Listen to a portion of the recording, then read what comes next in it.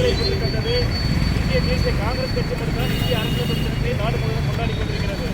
அதன் தொடர்ச்சியாக தமிழ்நாடு காங்கிரஸ் தலைவர் அண்ணன் செல்வப்பட்டி ஒரு ஆணையிறங்க வேலூர் மத்திய மாவட்ட காங்கிரஸ் கட்சி சார்பிலே இந்திய அரசியல் தினத்தை கொண்டாடி இந்திய அரசியலமைப்பின் முகப்புரையை வாசித்து நம் பொதுமக்கள் மத்தியிலே உறுதிமொழி ஏற்கும் நிகழ்வு நடைபெறவிருக்கிறது. நாம் அனைவரும் இந்திய அரசியலமைப்பின் முகப்புரையை வாசித்து அந்த உறுதிமொழியை நாம் ஏற்றுக் கொள்ளலாம்.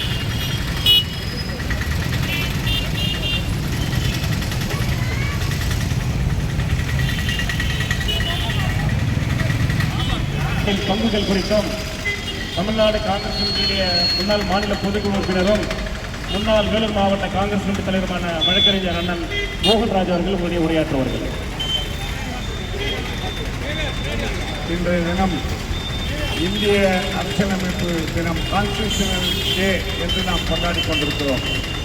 1949ஆம் ஆண்டு இதே நாளில் அதற்கு அரும்பாடுபட்டு இந்திய அரசியலமைப்பு வரைவு கமிட்டியினுடைய தலைவராக இருந்து இந்த சட்டத்தை நிறைவேற்றிய டாக்டர் அம்பேத்கர் அவர்கள் இதை ஜனாதிபதியிடம் இன்று தேதியில்தான் ஒப்படைக்கிறார்.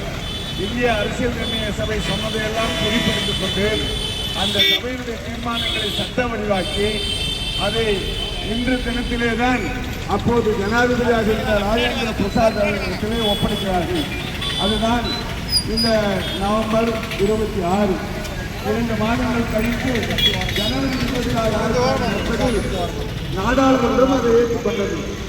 அதை குறிக்கின்ற வகையிலே இந்த அரசியலமைப்பு சட்ட தினமாக நாம் இதை கொண்டாடி கொண்டிருக்கிறோம்.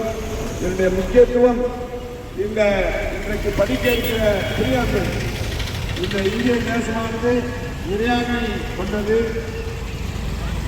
ஜனநாயக ரீதியானது.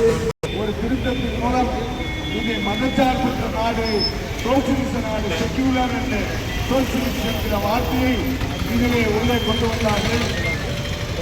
சுரேஷ் அவர்கள் மேலிருந்த வாரியாக சொன்னார்கள். இதை காங்கிரஸ் கட்சி கொண்டாடி கொண்டிருக்கிறது.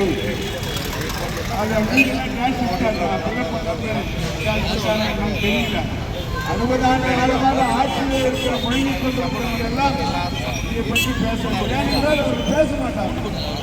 இந்த 2 வருஷத்துக்கு முன்னாடி 49 வருஷத்துக்கு முன்னாடி தீர்மானம் போட்டாங்க.